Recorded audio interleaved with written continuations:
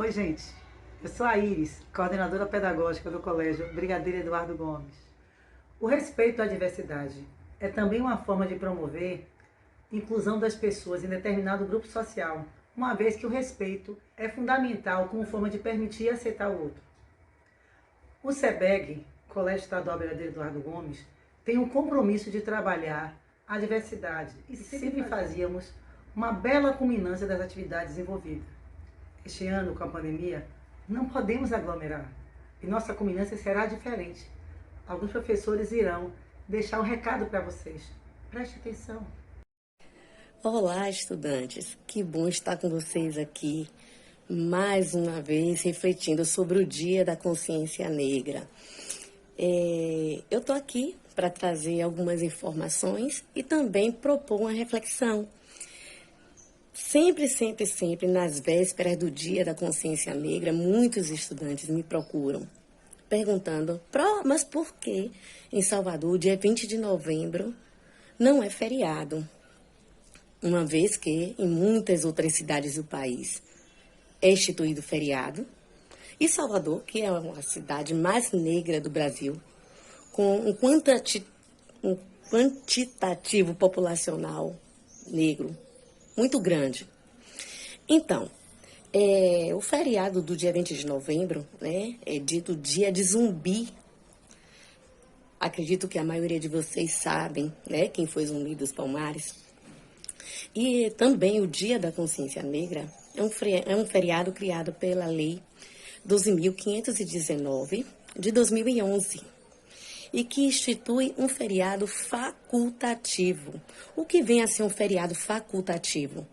Cabe aos estados e aos municípios determinar se é feriado ou não. Em mais de 1.000 cidades pelo país, é feriado sim. Aqui na Bahia nós temos Alagoinhas, Serrinha, Cruz das Almas, Lauro de Freitas, Camaçari. São municípios que neste dia 20 de novembro é feriado. Mas Salvador, por que não?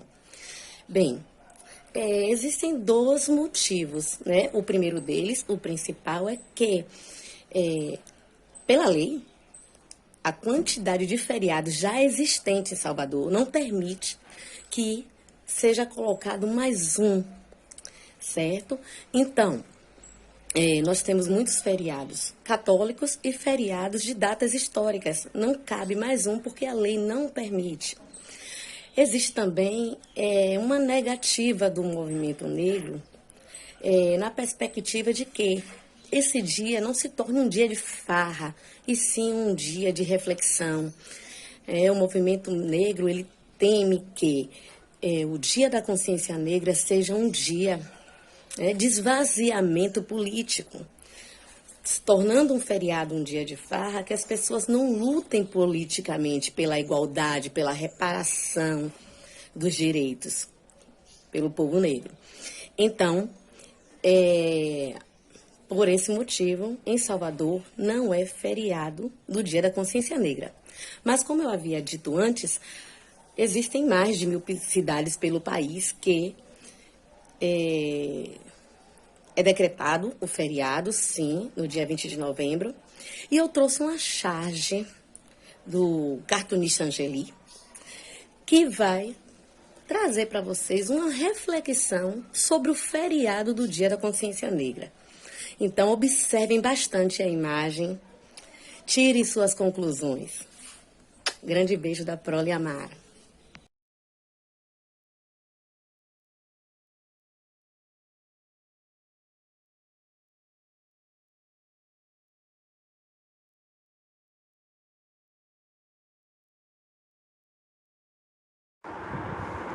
Olá, hoje falaremos sobre uma data extremamente importante, ainda mais para nós baianos, que é o que?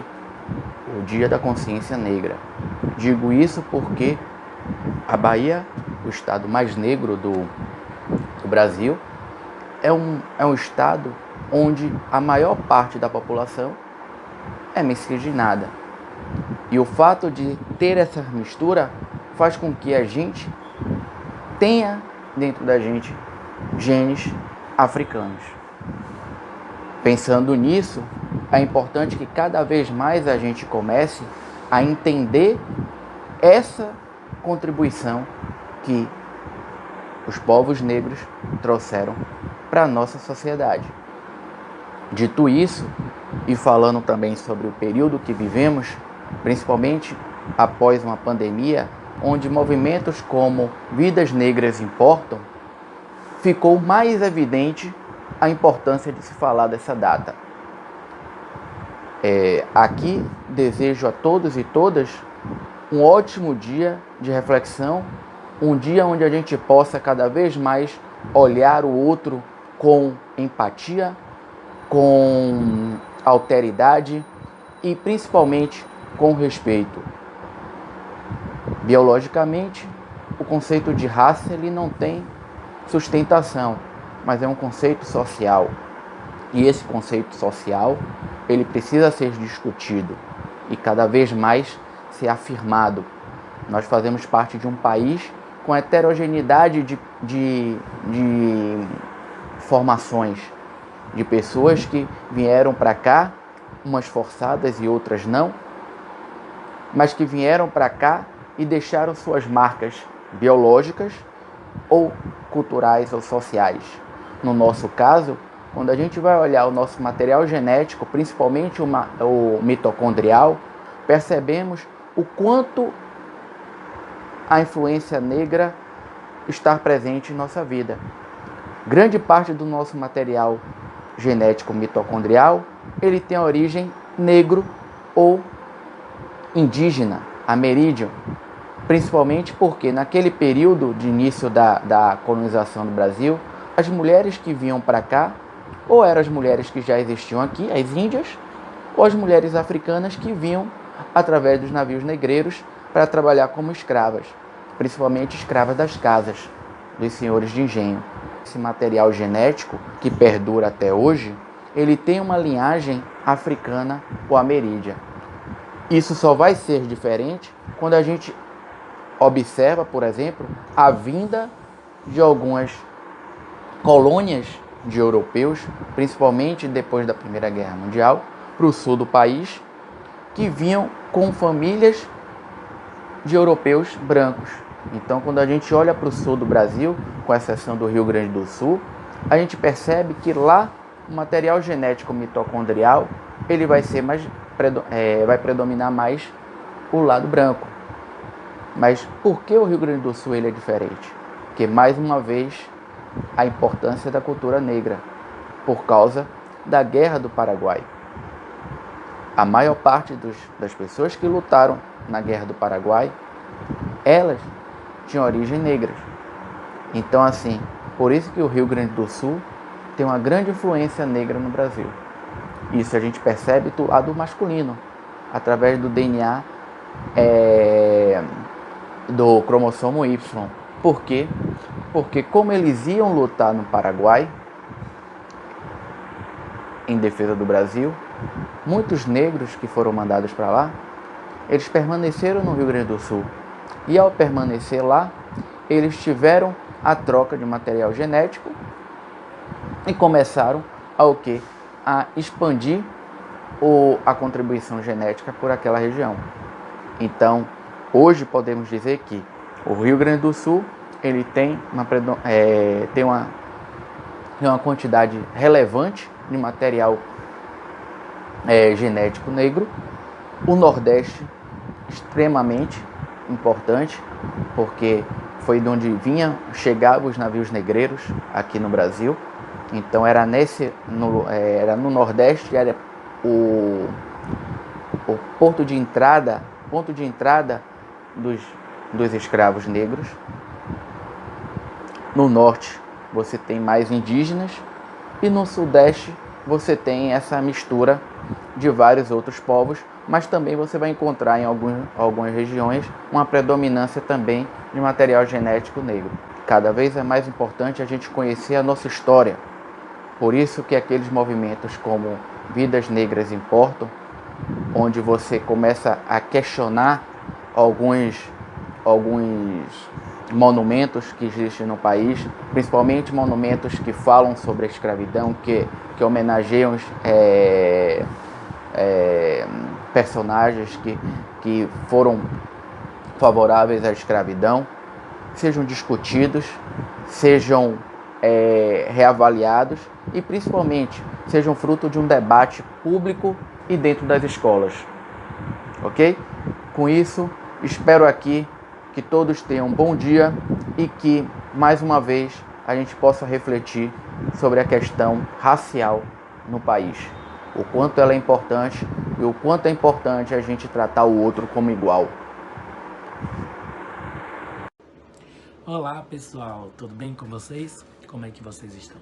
Deixa eu só me ajeitar aqui. Bom, eu me chamo Damião Santana e hoje nós viemos falar sobre o Dia da Consciência Negra. O nome Consciência Negra vai surgir através da luta contra o colonialismo e o racismo, e não existe luta sem autoestima, não existe luta sem amor próprio, e não existe luta sem conhecimento da nossa própria história e orgulho dela. Por isso, que não basta a gente ter orgulho, a gente tem que lutar todos os dias contra o preconceito e contra o racismo, né? Então essas duas coisas, orgulho e luta, elas devem estar juntas para que nós possamos todos os dias nos conscientizarmos de que nós somos.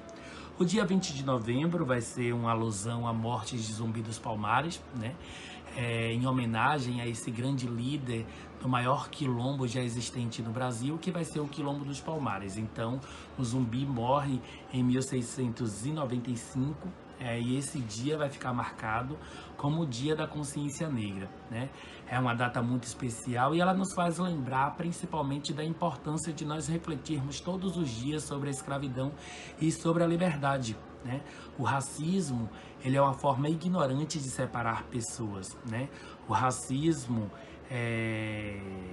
vai dizer em alguns momentos, através das suas teorias, que umas pessoas são consideradas superiores às demais, superiores às outras, E que o homem e a mulher negra, ele é considerado inferior. E aí o racismo é uma tendência de pensamento, mas é uma tendência ignorante. E o que é preconceito? O preconceito é uma ideia que alguém tem, preconcebida sobre outra pessoa. E aí o preconceito ele aparece em distintas atitudes, A pessoa pode ser negra e sofrer preconceito, pode ser pobre e sofrer preconceito, ela pode ser de um outro lugar e sofrer preconceito, ela pode ter uma sexualidade ou religiosidade diferente. Então o preconceito ele vai surgir como uma forma ignorante e é alimentado através da maldade. Então a verdade é que muitos não aceitam, mas todos nós somos iguais, todos nós temos condições e temos capacidade de aprender algo e se destacar na vida, não importa a nossa cor, nosso sexo, a nossa religião, o lugar de onde nós viemos. Todos nós temos direito à vida, e à dignidade, e temos direito também de sermos tratados de acordo com a nossa capacidade, não de acordo com a nossa cor, a nossa religião e o nosso sexo, a nossa sexualidade. Então, é importante nós debatermos esse assunto todos os dias, E quando o assunto é consciência, a gente precisa lembrar que a verdadeira consciência ela tem que ser cultivada todos os dias, em casa, na escola, nas ruas e principalmente dentro de nós. Então, que o Dia da Consciência Negra sirva para que nós possamos refletir sobre quem nós somos, sobre nossa história, sobre os nossos antepassados e como e por qual motivo nós chegamos até aqui hoje. Se orgulhe de quem você é. Beijão. E que esse vídeo sirva, como um abraço. Sejam todos abraçados nesse dia e vamos aí lutar todos os dias contra o preconceito, contra a discriminação, contra o racismo e sermos orgulhosos de quem nós somos. Beijão, tchau, tchau e até a próxima. O Dia da Consciência Negra é celebrado em nosso país no dia 21 de novembro. Essa data rememora a trajetória de Zumbi dos Palmares, quilombola que liderou a resistência do Quilombo dos Palmares contra os portugueses no século XVII. É uma data também para lembrar e combater o problema do racismo em nosso país e ampliar a luta antirracista. Eu quero trazer 5 práticas antirracistas que precisamos implementar no nosso dia a dia. A primeira é não minimizar o racismo. O Brasil é um país estruturalmente racista, marcado por exclusão, marginalização e pela falta de representatividade negra. Segunda prática é repensar hábitos enraizados que são preconceituosos. Então, em um país no qual o racismo está enraizado na cultura e normalizado na sociedade, algumas atitudes e comentários preconceituosos são perpetuados e, em muitos casos, passam despercebidos. Para combater efetivamente a discriminação racial, é preciso repensar e assumir um novo olhar sobre hábitos antigos. E aí eu trago a fala da filósofa Djamila Ribeiro, que em seu livro Pequeno Manual Antirracista, ela discute a importância de tirar o racismo da invisibilidade e reconhecer expressões que perpetuam o preconceito. Quando se fala negro de alma branca, ela é negra, mas é bonita. Uma terceira prática seria reconhecer seu lugar de fala. Então, para ser antirracista, pessoas brancas devem apoiar efetivamente o movimento negro, mas com a consciência de quem é o foco principal dessa luta. É importante utilizar sua voz para falar sobre o problema com outras pessoas brancas, mas sem diminuir, questionar ou anular a fala dos protagonistas da causa, os negros. A quarta prática seria apoiar pessoas negras. Consumir o trabalho de pessoas negras é um passo importante para colaborar efetivamente.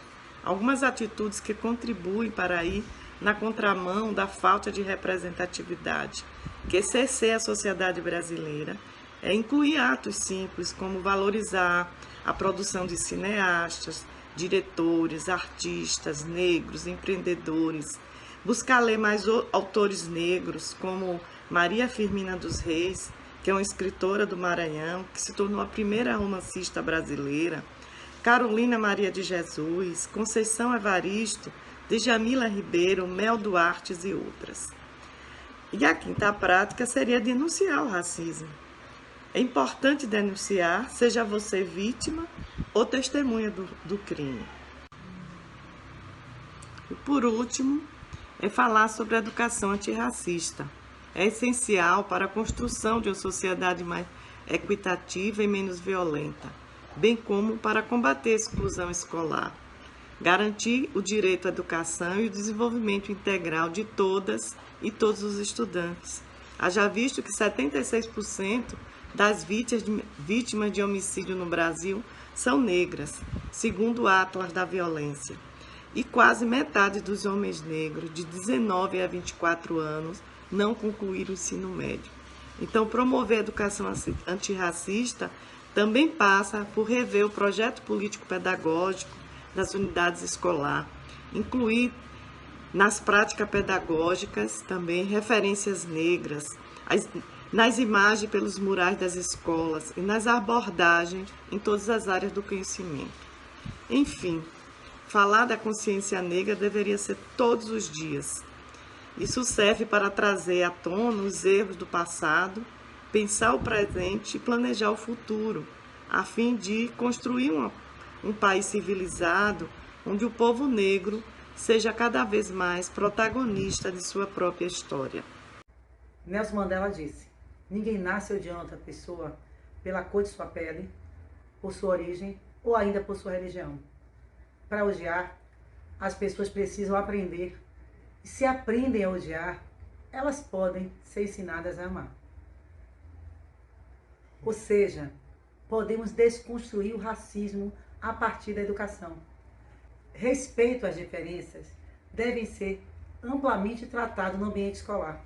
Em primeiro lugar, convém explicar a complexidade do termo preconceito, considerado como ato pensado, elaborado, praticado não só por adultos, mas também no meio infantil, visto que nem mesmo as crianças estão excluídas das inúmeras formas de discriminação. Sendo assim, é de extrema importância que seja eliminado o preconceito desde os primeiros anos da escolarização das crianças. O que é a educação antirracista? Segundo Renata Costa, professora de História História da Educação do Campus Estrutural do Instituto Federal de Brasília, diz que o primeiro passo para construí-la é por meio do conhecimento de que o racismo é um problema estrutural da sociedade e não apenas uma questão de indivíduos. O Brasil viveu mais de 300 anos de escravidão, que só foi abolida há pouco mais de 130 anos e que ainda convive com o silenciamento em relação à condição de exclusão e injustiça social que o negro sofreu durante todo esse tempo. Quando reconhecermos quem somos, podemos mudar. A educação antirracista, ou a luta antirracista, deve ser uma luta de todos, não só de negros e negras. É importante que pessoas brancas entendam o seu lugar na luta antirracista, que lutem juntos com o racismo. A prática antirracista é urgente e se dá nas atitudes mais cotidianas. Agora, vocês irão ouvir uma música que foi composta pela bibliotecária Marília Lustosa. A voz e a melodia é de professor Biratã Viana, professor da nossa escola. Preste atenção na mensagem dessa música. Ela fala muito sobre esse tema.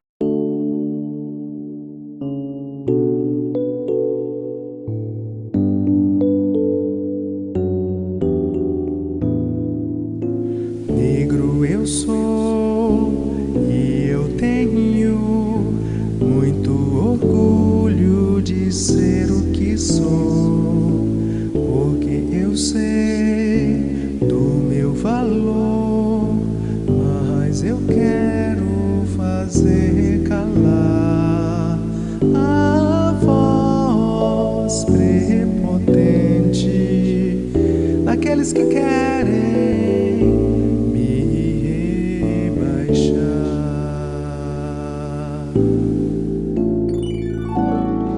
Queria me aprisionar na escravidão, mas dentro de mim explodiu o clarão.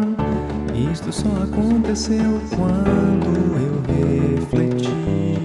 Só o conhecimento que pode banir as formas de opressão.